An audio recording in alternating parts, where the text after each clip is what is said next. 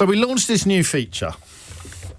We didn't give it a name because chances are I'll forget about it and it won't turn into a feature at all. But we liked this one. So I asked Henry Wiley about, was it 3 weeks ago?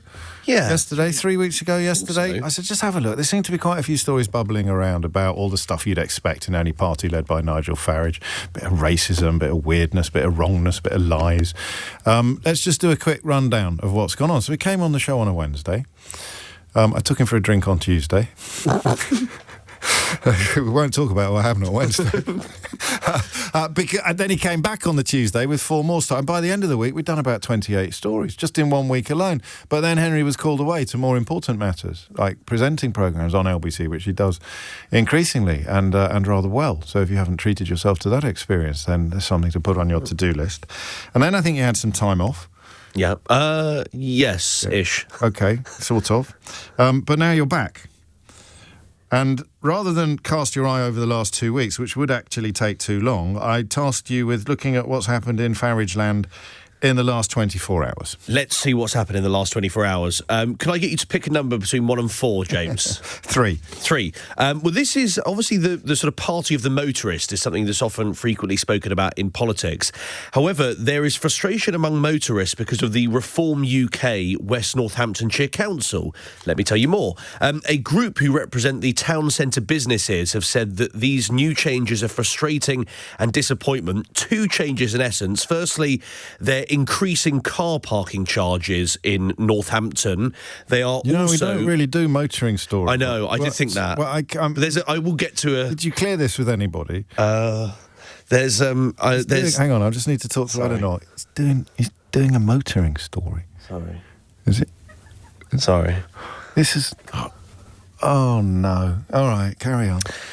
They are... This is going to make it sound even more ridiculous. They're scrapping the 2 hours of free parking in Northampton at weekends, but also, crucially, something that has irritated a lot of locals, and actually there are some who are very worried, is they've now scrapped free parking for blue badge holders. Oh, that's not a motoring story. No, that's an assault upon the disabled. That is, well, it's been labelled by one disabled resident, Dennis, who said he's horrified by the changes. And Why have they done this? Discrimination. Well, they have done this to save money. So blue badge holders will have to pay to park? Yes, they will. So previously they had it for free at council car parks. This hasn't come in yet. It's due to come in. It's been sort of approved. I can't tell you how much it will save. So by scrapping blue badge parking in Northampton, so you can park for free in other West Northamptonshire towns like Toaster, for example. Oh, yes. But you can't park for free in Northampton now. That's because that will raise 0.01% of the revenue budget, or 54 grand. By getting rid of that. I need to say what Reform say. They say our principle is simple. If you use a service, you contribute to its cost. For years, this issue was avoided, not because it's complex, but because it was uncomfortable to talk about. And worth pointing out that these new changes, parking is going up sort of by £2.40. Uncomfortable to talk about the fact that people who often can't walk have preferential treatment, or can't cover large amounts of ground without being in a car, have preferential treatment when it comes to using and parking a car. And Dennis, who I mentioned, said disabled people are statistically most likely to be on benefits. They can't really afford to pay, and it does help if they're coming to town to be able to park near to a shop and be able to park for free. And this alongside a 4.95% increase in council tax, by the way, for the Reform-led West Northamptonshire Council. Martin Niemöller when you need him. Should we stay in Northamptonshire? Let's stay in Northamptonshire. One former cabinet member there is one of 2 Reform councillors who've now resigned from the party. I haven't done you a sort of running total before you ask, James, because I'm still working on that. We're still working through the numbers, but I will get you a total in terms of how many councillors have left since the May 2024 elections. Catherine Shaw, I beg your pardon, resigned, citing concerns over safeguarding and the need to speak openly about child protection without political constraint. Now, it's pretty vague at the moment. You also have Joanna Blythe, who was suspended over the weekend and has now resigned from Reform yesterday, and said she can no longer continue to work in the current environment, and criticised the handling of complaints. She also criticised the lack of transparency and concerns over the treatment she'd received. In response, Reform said that she's betrayed her mandate and her residents. They've now lost 3 councillors in West Northamptonshire since the election. That means, James, that if they lose one more councillor, either through defection or suspension, or if they resign, they will actually lose overall control of that authority which they currently run. So that will mean they don't essentially have a majority on that particular council. Speaking of losing control, not having overall control of a council, I think in Doncaster, despite having the largest number of councillors, the technicality is such that the party's not actually in charge. Yeah, it's strange this. So you have the Labour mayor, who's Ros Jones, who's been in for a long period of time. The party there, the Labour Party, who Ros Jones is a member of, wants to increase services by or council tax by around 5%, because there was an issue that otherwise they would be £14.6 million worse off. Reform have rejected that and have decided that council tax will rise by just 2%. But the reason I picked that one out, James, is listen to this extraordinary interview. This is done by local democracy reporter Harry Harrison speaking. Harry Harrison? Harry Harrison's good name, isn't it? Fantastic. That was like Brian O'Hanrahan. And Harry Harrison is speaking with Councillor Craig Ward, who's the leader of Reform on the City of Doncaster Council. Why have you proposed the amendment that you did? Because I believe it's the best thing to do for Doncaster residents. We're trying to save them money. I believe it was the right thing to do. Excellent. And just to jump in there very, very early on so that we can get it out the way and done. Mm-hmm. A couple of times in that meeting and in the amendment, it's claimed by Reform that residents have faced a maximum council tax increase for the last 3 years. That's a lie, isn't it? It's not true. Well, I wouldn't say it's a lie, Harry. But it's not true. And I think you guys know it's not true. It's not... Well, it is what it is. You know, it is what it is. It's been a rise. Cool. That's okay. Tax, that's okay. You know. But for the record, then we should say, you know, last year it was 3.99%, which is not the maximum. The year before that, 4.99%. The year before that, 3.99%. But it's gone up consecutively. It has, yes, but it's not the maximum. One thing that was, of course, raised by Labour councillors during the meeting is 1.3 million in savings, which are not been determined in 2027-28. Do you have any idea at all what those savings are going to be? What our savings are going to be? In 2027-28, when there's 1.3 that's undetermined. They're to be determined, yeah. Putting a budget forward with undetermined savings. Well, cool. That was the extent of the answer. Harry Harrison talking with Councillor Craig Ward, who's the leader of Reform UK on City of Doncaster Council. I like his style. Which one? Right. not the bloke ask about lies and saying it is what it is. But, you know, hey-ho. The apple never falls far from the tree with Nigel Farage's political parties, which brings us to County Durham. Yes, a really striking photograph that was shared there by their deputy leader, which is Darren Grimes, to sort of paint you a picture. It's a sort of suburban street with the houses on both sides and then a big coach that's arrived with, I think, is around 10 sort of young men who've gotten off, and the headline is Durham is not a dumping ground, fixing the housing betrayal. Oh, well, that will upset people. Yeah, but it's a pretty striking image. The slight issue is that Darren Grimes, who shared this, has acknowledged that the photo was actually AI generated. Oh, so it's completely made up? Well, the photo doesn't exist. Yeah, well, it does exist in AI form. It's not based on anything. Let me tell you what he has said. So he's admitted to using an AI-generated photo in a post about other local authorities shipping... Well, it is what it is. Families to the region. It is what it is. Yeah, it is what it is. Blatant lie. It is what it is. Is it party policy just to lie now and say it is what it is? I don't know. Sorry. No, it's all right. On the 23rd of February, Durham County Council's Darren Grimes posted a blog he'd written in which he said Southern councils were moving problem tenants, recent refugees and homeless families to the region. He was asked about the BBC about the photo, which had no caption at all. They wanted to know where it had taken place. The Reform UK councillor said it was AI generated and said the image was obviously for illustrative purposes.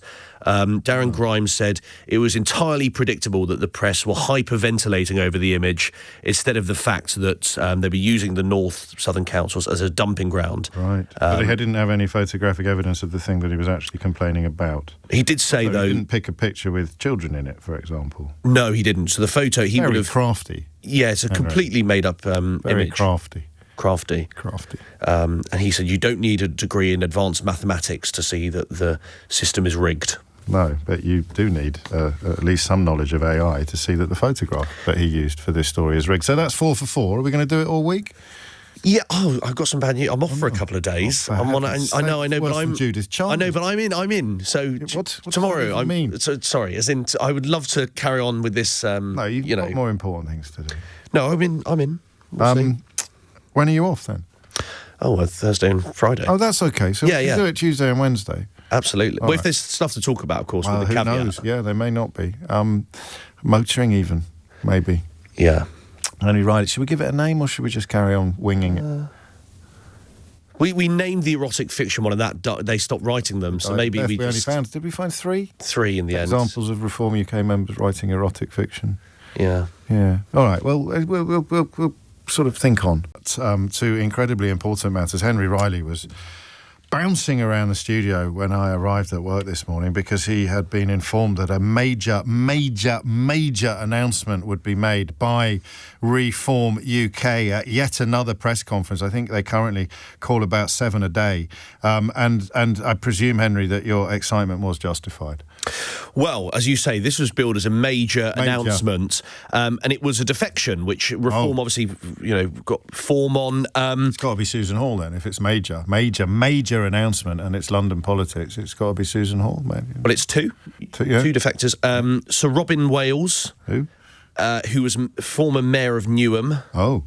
And Clive Furness, who was a councillor in Newham, both former Labour. That's a press conference worthy. Double defection, is it? There was Layla Cunningham, the mayoral candidate, Nigel Farage, and the 2 defectors. Right. Just take a listen. One of the defectors is a man called Clive Furness, who I mentioned, who was a councillor in Newham, and he had this to say about his new party, Reform UK. Now, sorry about this, Nigel, but respect is not perfect. But they are speaking, and they are the only people who have been speaking to the issues affecting the British public. In Layla, we have a candidate who brings ideas and energy. A candidate who actually likes people and is liked by them. Layla can make that change, Sadiq can't.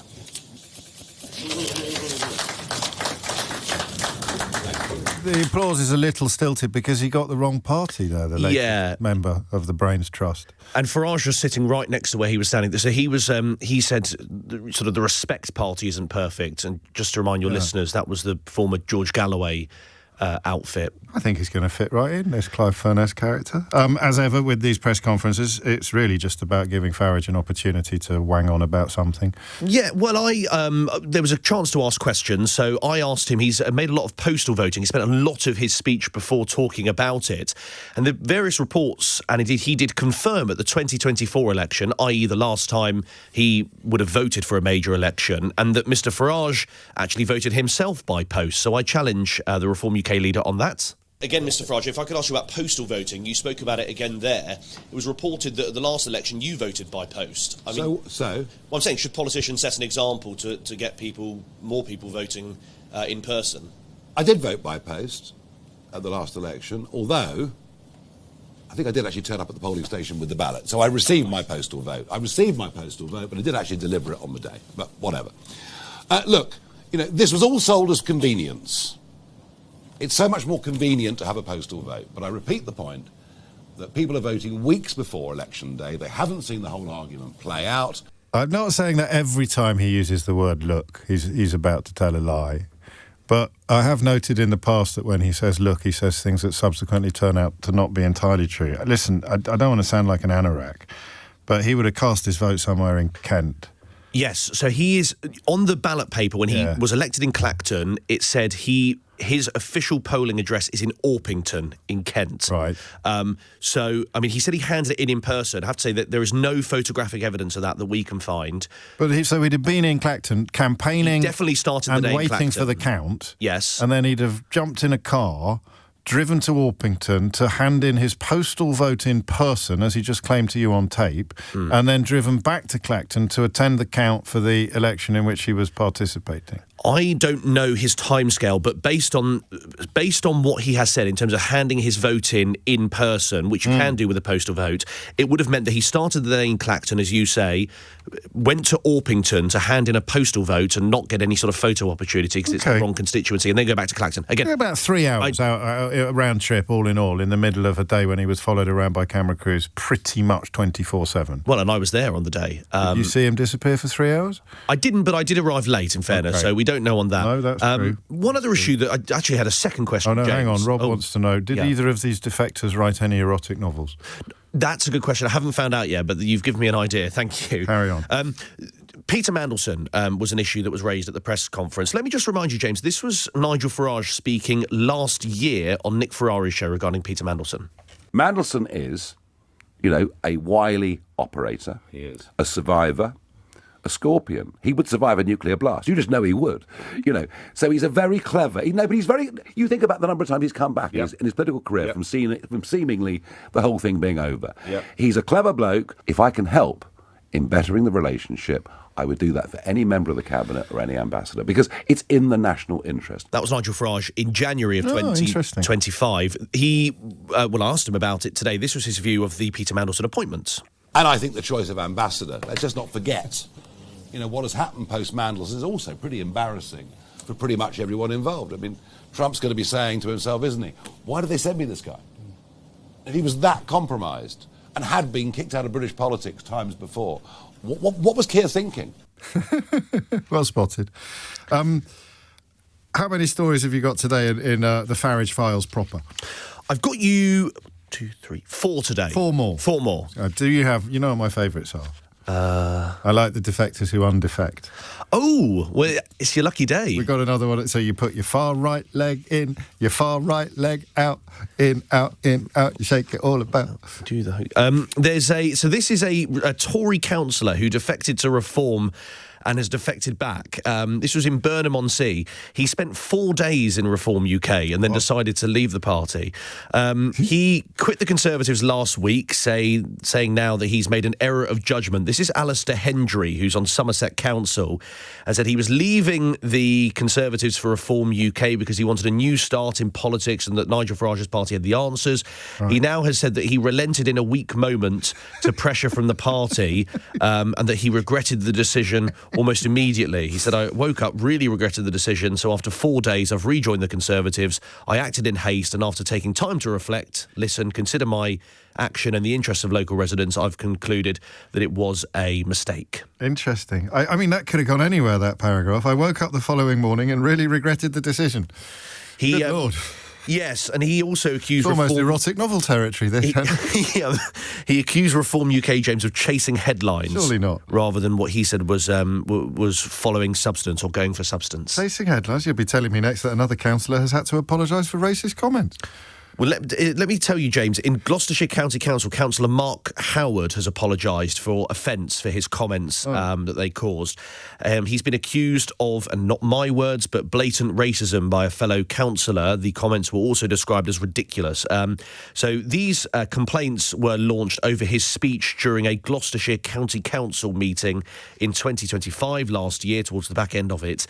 And he was talking about the use of hotels to accommodate asylum seekers and the strong protests. He has said that he was speaking forcibly about an emotive issue. He made a reference about a Muslim woman walking 3 paces behind their husbands. He has now said in a written apology it was not meant to cause offence. Clearly, he said it was overly robust and drew on unhelpful stereotypes to convey the unintended hostility. Conservative councillor Sajid Patel at the time said it was ridiculous racism, but the Conservative group leader has said that it was blatant racism. It crossed a line. Worcestershire. Yes, this is the council leader there who is facing a potential no confidence vote. You'll recall, James, this was one of those councils where they promised sort of lower council tax. They've ended up putting council tax up by 9%, 8.98%. There is now a motion put forward with regards to getting rid of that leader. There's a potential vote of no confidence. The council leader there, Councillor Joe Monk, has said that it was the responsible choice and that there there was, the government has had to give them £59 million in emergency government support, but she now faces a no-confidence vote, the leader of Worcestershire Council. And Lincolnshire. Lincolnshire. This is an interesting story. It's only emerged by some local reporting this morning, and locals are warning, and indeed tech experts, that the regeneration of that area, which Reform now run, they run the local council, the district council, county, I'll get there eventually, and said that council bosses have pulled funding on a science park. Now, this is the Holbeach Food Enterprise Zone. This is sort of billed as a major way to boost investment in the town by bringing together academics, using the University of Lincoln, which, of course, is located one of the key parts of that Reform-led Lincolnshire Council. And the issue now is that Reform UK on the Lincolnshire County Council have decided not to invest in the site over the next 2 years, which they foresee opposition parties as being a loss of £4 million. So the accusation is that they're not taking investment in the area seriously. So 4 yesterday, 4 today, an extra press conference, 2 defections. One bloke got the name wrong, and one other defection, which didn't merit a press conference, defected back again 4 days after leaving. Yes, he went to the Tories, he's gone back. Vote of no confidence in a closed science park. Vote no confidence in a closed science park, and there was the comments about Peter Mandelson, which changed. Mandelson, postal voting. Complete reverse ferret on Mandelson. The claims about postal voting, which I suspect you'll be looking into. Yes, and it's Clive Furness, the councillor, by the way, the former councillor. And he got the name of the party He said wrong. It was the Respect Party, which was George Galloway's party. But as we've said, there's a lot of parties beginning with R. This is very which true. Is in his defence. Respect, reform, restore, return them. You've got restore, respect, reform, reclaim, which is Lawrence Fox's party. God, is that still going? Technically, yes. They don't stand candidates, though. Well, listen, we should probably mention that Reform would probably object to me singing the Hokey Cokey with reference to a far-right leg, which makes it somewhat inconvenient for them that Hope Not Hate's latest research discovers that most members believe that non-white UK citizens born abroad should be forced or encouraged to leave. That would include Nadeem Zahawi and Suella Braverman's parents. Yes. So that's a majority of Reform members who would want Nadeem Zahawi to be deported, and indeed Suella Braverman's parents. I only mention them because they're recent arrivals in the reform. Reclaim. No. Respect is the wrong name. That's the ex-party of George Galloway. Is there one called Wretch yet? No, there's Reclaim, there's Restore, there's Reform. My favourite is called Rrr. It's just lots of R's. And there's Advance as well. I mean, there's loads of them. Advance. Judean People's Front? No. Although Advance did stand in the Gorton by-election. They got 150 votes. The Monster Raving Loony Party got 159. How many did the Tories get? 700 odd. I think. Okay, I read one columnist, I can't remember whether it was Dick Littlejohn, Dick by name, or Rod Liddell, who said the real winner of Gorton and Denton was Kemi Badenoch. He got paid for that. These are the jobs you dream of doing one day, Henry Riley.